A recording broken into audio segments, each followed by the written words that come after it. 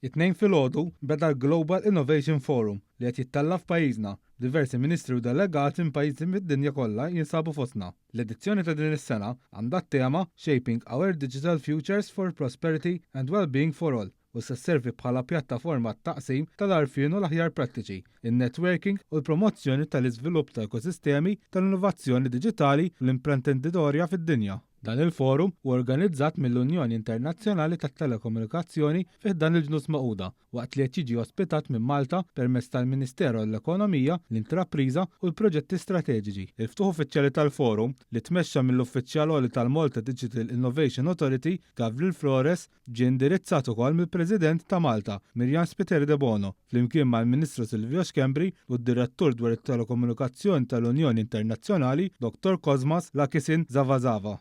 Dr. Cosmas għal id-dinja kellha tadatta l-aħjar użu tat-teknoloġija, diversi sfidi li huma minn żmien għal ieħor. This forum is our attempt to bridge what we call the innovation gap among countries, among the international community, and make sure that everybody gets an opportunity to be connected and to use information and communication technology to accelerate the pace towards the SDGs.